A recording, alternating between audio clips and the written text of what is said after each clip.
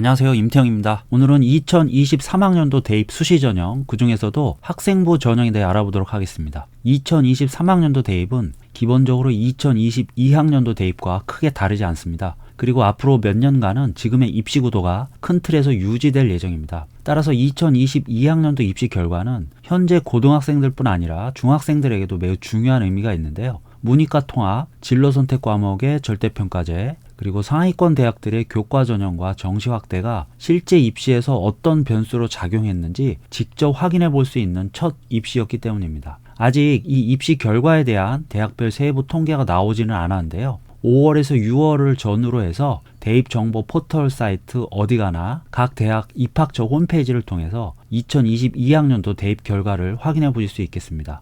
올해 입시를 치른 수험생들은 적지 않은 입시 변화로 과거 선배들의 입시 통계를 활용하기가 쉽지 않았었는데, 이제 올해 발표될 입시 결과들은 현재 고등학생들뿐 아니라 중학교 2, 3학년 올라가는 학생들에게도 의미 있는 자료가 될 수 있겠습니다. 앞으로 우리 중고등학교 학생들이 치르게 될 학생부 전형은 잘 알려진 것처럼 크게 두 가지로 나뉩니다. 하나는 학생부 교과 전형이고 다른 하나는 학생부 종합 전형인데요. 이 두 전형의 가장 큰 차이는 내신 등급을 정량적으로 평가하느냐 또는 정성적으로 평가하느냐입니다. 정량 평가는 내 학생부의 내신 등급을 수치 그대로만 평가하는 것이고, 정성 평가는 단순한 수치 평가가 아니라 수강 과목의 구성이나 과목별 등급 변화, 또 각 과목 선생님들의 학생 수업 활동 평가, 우리가 흔히 세특이라고 말하는 부분이죠. 이런 것들을 종합해서 내신을 평가하는 것을 말합니다. 물론 종합전형은 내신뿐 아니라 동아리나 진로활동 같은 비교과 영역까지도 함께 정성평가하게 됩니다. 그런데 학생부 전형을 좀 더 자세히 들여다보면 교과냐 종합이냐 단순히 이렇게 두 부류로만 나눠지지는 않습니다. 도표에 보시는 것처럼 수도권 주요 대학들만 봐도 세부 전형 평가 요소가 무엇이냐에 따라서 15종류의 학생부 전형이 있다는 걸 알 수 있습니다.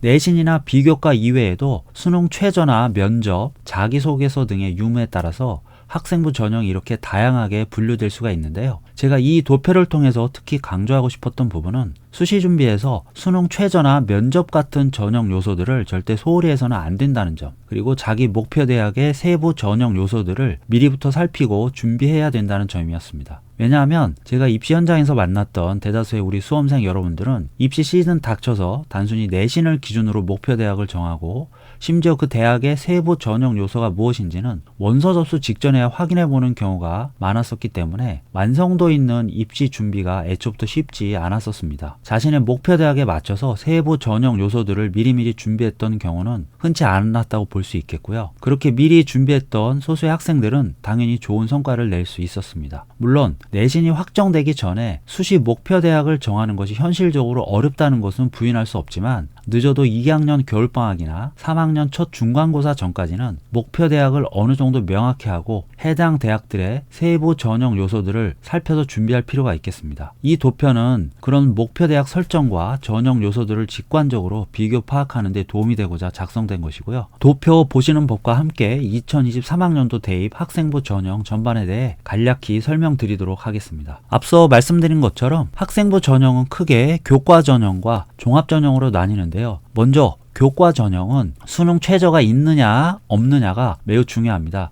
대학에 따라 수능 최저 기준이 다르긴 하지만 평균적으로 교과 전형에 지원하는 학생의 40에서 50%는 수능 최저 때문에 떨어진다고 볼 수 있고요. 의대나 약대 같은 최상위권 대학들은 7, 80% 이상의 학생들이 수능 최저 때문에 목표 대학에 가지 못하거나 심지어는 수능 최저를 맞추기 위해 재수를 선택하는 경우도 발생합니다. 보시는 것처럼 서울 상위권 대학 대부분은 수능 최저가 있는 교과 전형을 운영하고 있고요. 수능 최저가 없는 경우에는 면접이나 비교과를 함께 보는 경우가 많습니다. 한양대처럼 수능 최저나 면접, 비교과 등을 보지 않고 오로지 내신만 보는 교과 전형을 치르는 대학들도 일부 있지만, 이들 대학들의 내신 커트라인은 아무래도 매우 높을 수밖에 없다는 점 유념해야 하겠습니다. 반면에 종합전형은 면접이 있느냐 없느냐가 매우 중요합니다. 면접의 실질 변별력은 대학마다 물론 차이가 있지만 내신만으로는 합격권인 학생들 중에서 면접 때문에 떨어지는 학생 비율이 평균 30-40% 정도라 볼 수 있겠습니다. 교과 전형으로 치면 거의 한 학년 내신 비중에 버금가는 변별력이라 볼 수도 있겠습니다. 면접이 있는 전형을 준비하면서 면접 대비를 소홀히 한다는 것은 교과 전형에서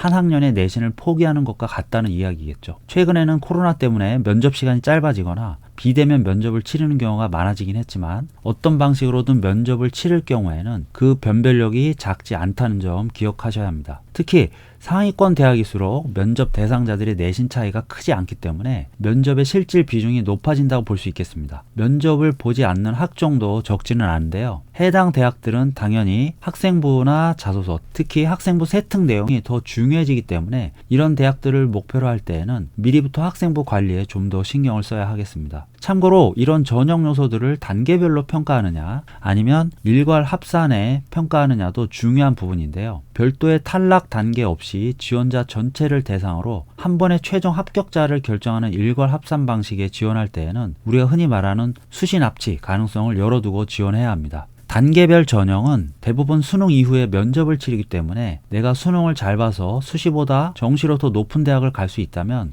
면접 불참 등을 통해 수시 지원을 사실상 포기할 수 있지만 일괄 합산 방식에서는 대체로 면접이 없거나 있더라도 수능 전에 면접을 보는 경우가 대부분이기 때문에 해당 전형에 합격하게 되면 수능 점수가 아무리 좋아도 정시 지원이 불가능하게 됩니다. 그리고 마지막으로 이 도표를 보실 때 각 대학 명칭 뒤에 괄호로 이렇게 추가 설명이 있는 대학들이 있고 없는 대학들이 있는데요.